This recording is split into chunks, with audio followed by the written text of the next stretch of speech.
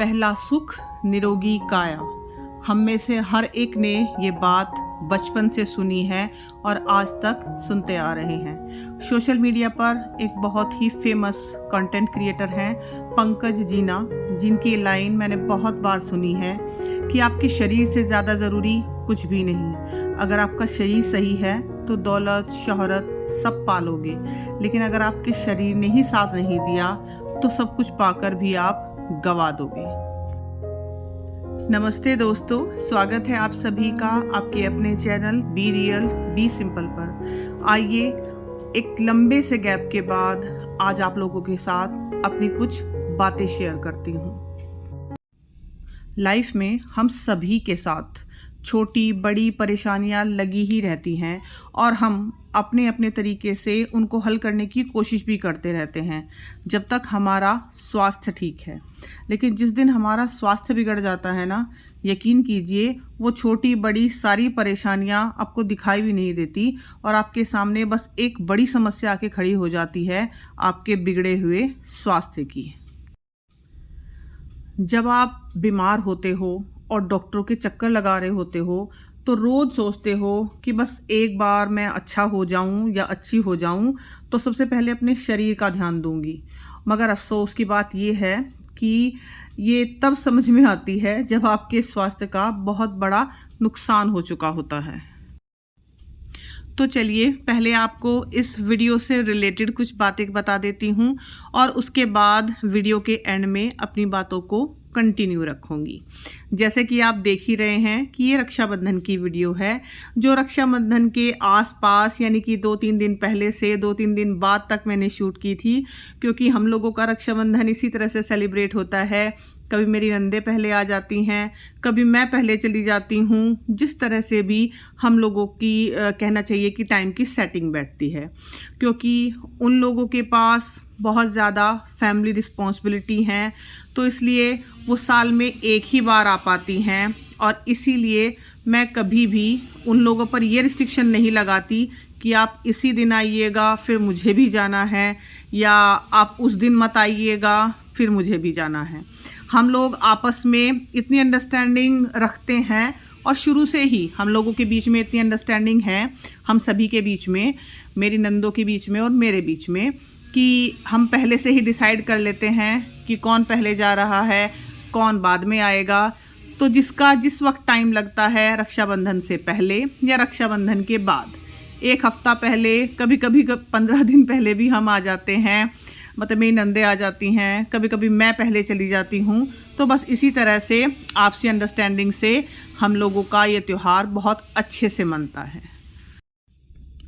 जब भी हम सब इस तरह से इकट्ठा होते हैं तो ये 1 या 2 दिन हमारे पूरे साल के सबसे अच्छे और खुशी के दिनों में से एक होते हैं, जब हम खूब सारी हंसी खुशी के साथ ये त्यौहार मनाते हैं, खाना बनाते हैं और रात भर जागकर बातें भी करते हैं।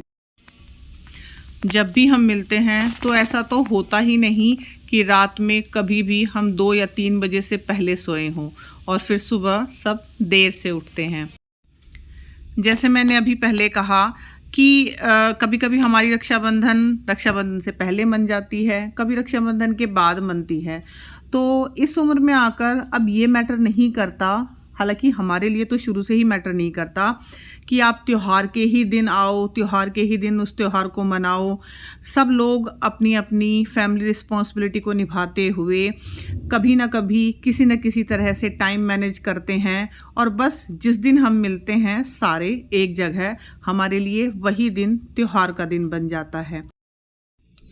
जब हम सब छोटे होते हैं तो एक ही घर में होते हैं तो हम उसी दिन त्यौहार सेलिब्रेट कर लेते हैं, लेकिन जब बड़े हो जाते हैं, सबकी शादियां हो जाती हैं, सबके अलग अलग परिवार हो जाते हैं, तो बस इसी तरह से हमें कोई ना कोई दिन मैनेज करना होता है जिस पे सब मिल जाएं और इकट्ठा होकर अपना त्यौहार मनाएं। तो यहाँ पर सबकी फेवरेट मिठाई खिलाई जा रही है सबको, ये है सोनिया और सोनिया और मीनाक्षी जो दोनों बहनें हैं उनकी शादी एक ही घर में हुई है। तो सोनिया और मीनाक्षी के घर पे ना मतलब गाय भैंस हैं, तो उनके यहाँ दूध होता है, तो इसलिए वो अपने घर से ही स्पेशल वाली मिठाई बना के लाई थी जो घर पे बनाते हैं, पेड़े, और हमारे यूपी में बोलते हैं चक्के, जिसको कलाकंद भी बोल देते हैं। तो राखी बंधवाने के बाद सब ने एक अच्छी सी सेल्फी ली, वीडियो भी बनाई हमने। तो कभी लग रहा था कि वीडियो बना रहे हैं, कभी लग रहा था कि सेल्फी ले रहे हैं। और उसके बाद आप इन सब लोगों का खुशी वाला डांस देखिएगा। और ये देखिए, जब रक्षाबंधन का मतलब राखी बांधने का सारा प्रोग्राम ख़त्म हुआ तो उसके बाद इस तरह से हाथ उठाकर इन लोगों ने ऐसे सेलिब्रेट किया कि जैसे पता नहीं कितना बड़ा काम अभी हम लोगों ने किया है। और यहाँ पर भाई बहन एक दूसरे को मिठाई खिला रहे हैं। हालांकि सोनिया का व्रत था और उसको उसके भैया ने व्रत में ही मिठाई खिला दी, लेकिन खैर कुछ नहीं, चलता है इतने में। तो सावन के उनके व्रत चल रहे थे और उसने खाने के बाद कहा कि भाई मेरा तो व्रत था, लेकिन खैर कोई बात नहीं, भूल चूक माफ़ होती है। उसके बाद हम लोगों ने ढेर सारी पिक्चर्स खिंचवाई थी, छोटी मोटी वीडियोज़ भी बनाई थी। और ये है मेरी तीनों नंदे, ब्लू सूट में मीनाक्षी, ग्रीन दुपट्टे वाली सुनीता और लाल दुपट्टे वाली सोनिया सबसे छोटी, और इनके बीच मैं हूँ इनकी भाभी, थोड़ी सी मोटी। और फिर हम लोगों ने अपनी ढेर सारी पिक्चर्स खिंचवाई, जो कुछ परफेक्ट भी थी, कुछ बिल्कुल भी परफेक्ट नहीं थी, लेकिन बहुत अच्छी थी, आड़ी टेढ़ी चाहे जैसी भी खिंची हैं। लेकिन ये हमारी यादें हैं जो साल भर के लिए हम इकट्ठा कर लेते हैं, और बस फिर मैं उन यादों को वीडियो के ज़रिए संजो लेती हूँ। तो राखी बांधने के बाद प्रोग्राम था जी खाने पीने का, और ये देखिए मेरी राखियाँ तीनों नंदों ने बांधी हैं। और यहाँ पे मैंने बनाए थे आलू के पराठे, जो मेरी नंदों को और मेरे नंदोई को बहुत पसंद हैं। तो दो नंदे तो मेरी अकेली ही आई थी, जो सुनीता है उनके हस्बैंड आए थे साथ में, तो उन्हीं के लिए मैं मतलब सभी के लिए आलू के पराठे बना रही हूँ। सबको बहुत पसंद है मेरे हाथ के आलू के पराठे। सुनीता तो बोलती है कि भाभी आपके हाथ का बस एक पराठा खा लो तो सुबह से शाम तक भूख मतलब पेट भर जाता है।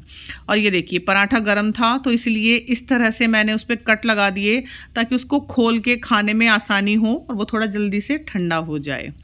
और रेसिपी वगैरह मैं यहाँ पे कुछ शूट नहीं कर रही हूँ, रेसिपी देने के लिए और बहुत सारी वीडियोस होती हैं। यहाँ पर मैंने सुनीता के लिए अलग से बनाया था, क्योंकि वो प्याज वगैरह नहीं खाती हैं, उन्होंने सबसे बाद में खाया था अपने भाई के साथ। और मीनाक्षी और सोनिया का तो व्रत था, तो उन लोगों ने खाली बस चाय ली थी और मखाने खाए थे। अब यहाँ पर सब लोग जा रहे हैं, दोपहर के करीब 2 से 3 बजे हुए हैं। एक दिन पहले ये लोग आए थे, और सोनिया और मीनाक्षी को मेरे हस्बैंड छोड़ने जा रहे हैं, उनको भी कुछ काम है, उनको जाना है। और सुनीता जो कि अपने हस्बैंड के साथ आई थी, वो बाइक से जा रही हैं। और फाइनली सब अगली रक्षाबंधन के लिए बोलकर और ढेर सारी उम्मीदों के साथ अपने अपने घरों को लौट जाते हैं। और उनके जाने के बाद मैंने ढेर सारा काम समेटा, और रात में मैंने बनाए थे बेसन के लड्डू। तो बेसन के लड्डू की रेसिपी मैं आप लोगों के साथ बहुत बार शेयर कर चुकी हूँ, और ये बेसन के लड्डू मैंने बनाए हैं क्योंकि मुझे अपने भाई के पास जाना है कोटा। और ये देखिए, मैं जब भी बेसन के लड्डू बनाती हूँ तो गोल तो मुझसे कभी भी नहीं बनते, हमेशा इस तरह के अंडाकार यानी कि ओवल शेप में ही बनते हैं। तो खैर रेसिपी मैं यहाँ पर नहीं दे रही हूँ आपको, बहुत बार मैं बता चुकी हूँ, आप मेरे चैनल पर जाकर विज़िट कर सकते हैं। तो मैं फाइनली जा रही हूँ अपने भाई को राखी बांधने के लिए कोटा, और उसी के लिए मैं ये मिठाई पैक कर रही हूँ। लेकिन मेरे हस्बैंड दोनों बच्चों के साथ मेरे मायके ही जाने वाले हैं। एक्चुअली जहाँ पर मेरा मायका है वहीं पर मेरी सास का भी मायका है। तो जब से मेरी सास गई हैं, तो जो मेरी सास की भाभी हैं और उनके भैया हैं, वो मेरी बेटी से राखी बंधवाते हैं, तो इसलिए वहाँ पर भी जाना बहुत ज़रूरी है। तो मेरी बेटी मेरे हस्बैंड के साथ वहाँ पर चली गई, यानी कि दोनों बच्चे मेरे हस्बैंड के साथ मेरे मायके चले गए, और मैं फाइनली सारी तैयारियों के साथ अपने भाई के पास जा रही हूँ कोटा। तो मेरी सुबह सुबह की ट्रेन थी नई दिल्ली से 7 बजे, तो इसलिए घर से हम करीब 4:45 बजे के आसपास ही निकले थे। मेरे हस्बैंड ही जा रहे थे मुझे छोड़ने, मुझे छोड़कर फिर वो लोग मेरे मायके गए थे। मतलब मैं ट्रेन से गई थी कोटा, और मेरे हस्बैंड बच्चों को लेकर गए थे मेरे मायके। और जब हम सुबह घर से निकले थे ना, तो उस दिन मौसम एकदम से बदल गया था। आप रास्ते में देख सकते हो कि चारों तरफ काली काली घटाएं हो रखी हैं, और उस दिन इतनी तेज़ बारिश हुई थी ना कि मेरी ट्रेन छूटते छूटते बची थी। और उस दिन से लेकर पूरा अगस्त हो चुका है, और आज तक जब तक मैं ये वीडियो का वॉइस ओवर कर रही हूँ तब तक एक भी दिन ऐसा नहीं गया है जिस दिन बारिश ना हुई हो। तो इतनी बारिश तो सही बताऊं कि सावन में भी नहीं हुई जितनी भादों में हो रही है। तो चलिए अब इस सफ़र के साथ अपनी उन बातों को कंटिन्यू करती हूँ जो इस वीडियो के शुरू में ही मैंने आप लोगों से की हैं। 3 साल हो गए हैं मुझे, पूरे 3 साल। 23 अगस्त को मैंने अपनी पहली वीडियो डाली थी, और इस चैनल को शुरू किए हुए पूरे 3 साल मुझे हो चुके हैं। तब से हर 4 से 5 महीने में मेरे साथ ऐसा होता है कि मैं बहुत बुरी तरह से बीमार पड़ती हूँ, वीडियोज़ नहीं बना पाती। हर बार मुझे गिल्ट होता है। हर बार जब भी मैं एक बड़े गैप के बाद वीडियोज़ बनाती हूँ तो मुझे डर भी लगता है कि लोग जज करेंगे और बोलेंगे कि हर बार ये कहाँ गायब हो जाती है, तो क्यों देखें इसकी वीडियो। पर अब मैं सही बताऊं तो मैं पूरी तरह से तैयार हूं हर जजमेंट को झेलने के लिए। और अपने दिमाग में इस बार मैंने पक्का सोच लिया है कि अब या तो मैं यूट्यूब पर काम करूंगी, और अगर मैं काम नहीं कर पाई किसी भी वजह से, चाहे उसका कारण मेरा स्वास्थ्य हो या कुछ और, तो फिर मैं इस चैनल को बंद कर दूंगी। अब मैं हूँ ट्रेन के सफ़र में, कोटा जा रही हूँ भाई को राखी बांधने के लिए। जैसे मैंने बताया कि वो वहाँ पर अकेला है। बड़ी भाभी और बाकी उसका बेटा सब अभी मेरे मायके में आए हुए हैं। और इस बार देखिए मैंने हाथ में मेहंदी भी नहीं लगाई, क्योंकि जैसे मैंने कहा कि स्वास्थ्य जब ठीक नहीं रहता ना तो आपका किसी भी चीज़ में मन नहीं लगता। वरना मुझे इतना शौक है मेहंदी लगाने का, बस हाथों में ये 2-4 चूड़ियाँ ही मैं एक्स्ट्रा डाल पाई, ना मैंने मेहंदी लगाई। आप देख रहे हो मेरे हाथों पे नेल पेंट भी नहीं है। बस यूं ही एक सिंपल सा कुर्ता पहना और मैं जा रही हूँ अपने भाई को राखी बांधने के लिए। बाकी बातें चलिए अब चलते चलते करते हैं। जैसे कि मैंने इस वीडियो के शुरू में ही आपको बताया कि जब हमारा स्वास्थ्य खराब होता है ना, और यहाँ पर मैं स्वास्थ्य खराब के बारे में बात कर रही हूँ, तो मैं ये नहीं कह रही हूँ कि कोई सीजनल बुखार या कोई चोट आपको लग गई। मैं ऐसी बीमारियों की बात कर रही हूँ जो साल दर साल आपके शरीर को खा रही होती हैं, और आपको लगता है कि शायद एक दिन सब सही हो जाएगा, और यही सोचते सोचते आप रात दिन बस काम में लगे रहते हैं, और एक दिन अचानक पता लगता है कि बीमारी आपके शरीर में बहुत बढ़ गई है। बाकी सब चीज़ों पे आप ध्यान देते रहते हो, मगर शरीर में क्या चल रहा है ये सोचने की कभी ज़रूरत ही महसूस नहीं करते। और आजकल सब, जैसे आपने सोशल मीडिया पर भी सुना होगा, तो मेंटल हेल्थ की तो हम बहुत बात करते हैं, मेंटल हेल्थ सही रखो सब सही हो जाएगा। और मैं इस बात से 100% एग्री करती हूँ कि मानसिक स्वास्थ्य एक बहुत बड़ी चीज़ है और उसका सही रहना भी बहुत ज़रूरी है।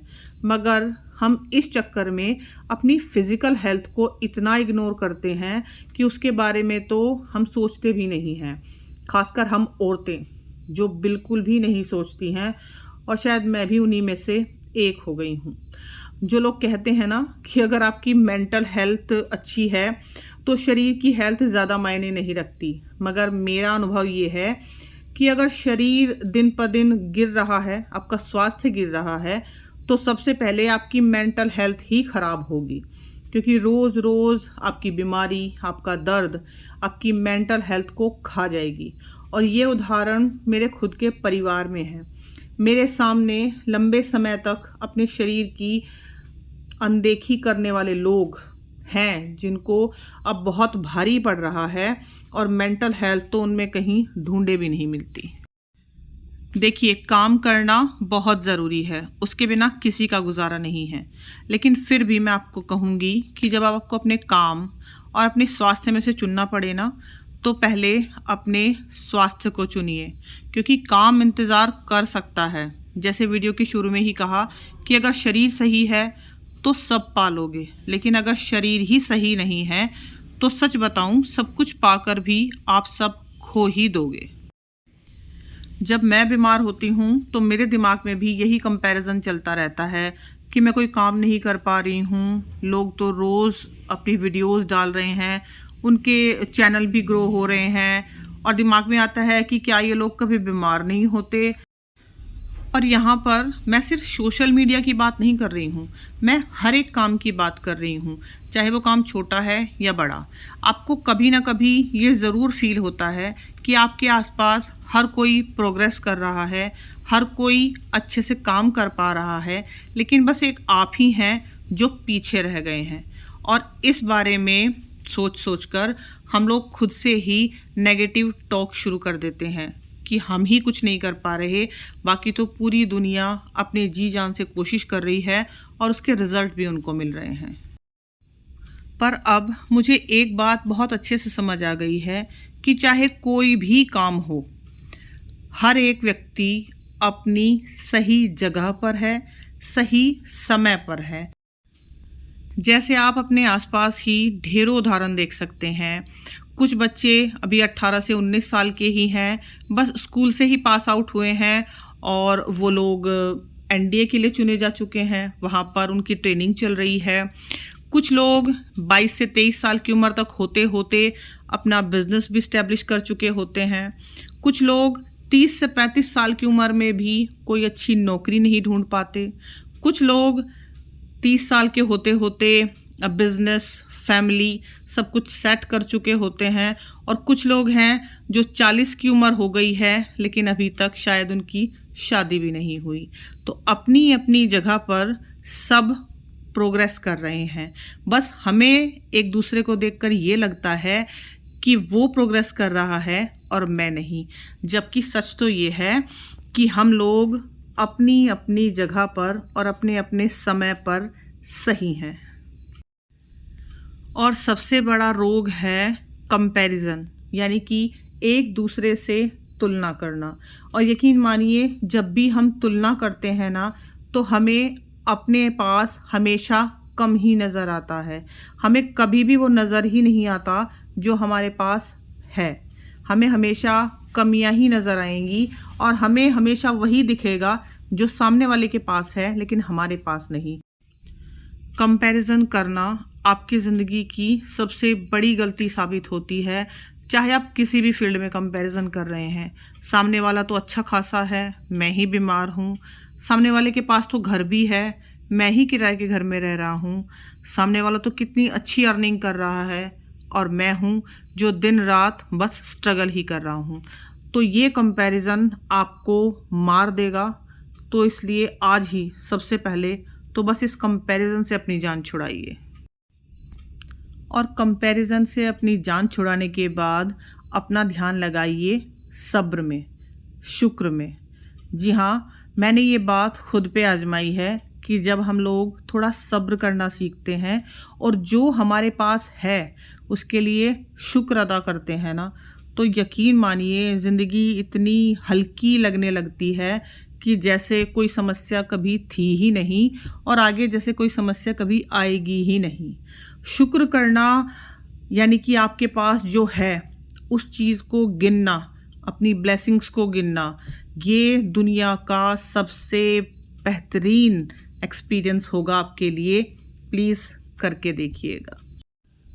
तो चलिए, अपनी ढेर सारी ब्लेसिंग्स को गिनते हुए और ढेर सारी बातें आप लोगों से करते हुए मैं फाइनली आ गई हूँ कोटा। स्टेशन पर उतरने के बाद मुझे बस मिली थी जो मेरे भाई की कंपनी में ही डायरेक्ट जाती है। बहुत अच्छी एसी बस थी। और यहाँ पर आने के बाद जस्ट हम लोगों ने, दोनों भाई बहनों ने खाना खाया। उसके बाद मेरा भाई नहाया और मैं उसको टीका कर रही हूँ यहाँ पर। और उसने मेरी वजह से, क्योंकि मैं आने वाली थी, तो उसने लगातार करीब 16 घंटे ड्यूटी की है। और इस वक्त जब मैं उसको राखी बांध रही हूँ ना, तो उसकी हालत ऐसी हो रही है कि शायद वो अभी पीछे गिर जाएगा। तो राखी बांधने के जस्ट मतलब ये समझ लीजिए कि 5 से 10 सेकंड के बाद ही वो सो गया था। फ़िलहाल उसकी हालत मतलब वो इतना थका हुआ था कि उससे बैठा भी नहीं जा रहा था। तो यहाँ पर मैंने उसको राखी बांधी और मैंने उसको शायद करीब 5 साल बाद राखी बांधी है, मतलब ऐसे फेस टू फेस। हालांकि मैं उसकी राखी हर साल पोस्ट कर देती हूँ, लेकिन जहाँ तक मुझे याद है कि शायद मैंने उसको 2019 में आखिरी बार राखी बांधी थी। उसके बाद से हर बार मैंने उसको राखी पोस्ट ही की है, क्योंकि हर बार वो अपनी ड्यूटी पर ही होता है और रक्षाबंधन पर उसको छुट्टी बहुत ही कम मिल पाती है। हालांकि मैं अपने मायके चली जाती हूँ तो छोटे भाइयों को तो राखी बांध देती हूँ, हालांकि वो भी मुझसे छोटा ही है, सबसे बड़ी मैं ही हूँ, लेकिन उसको राखी बांधने की बारी इस बार आमने सामने से करीब 5 साल बाद आई है।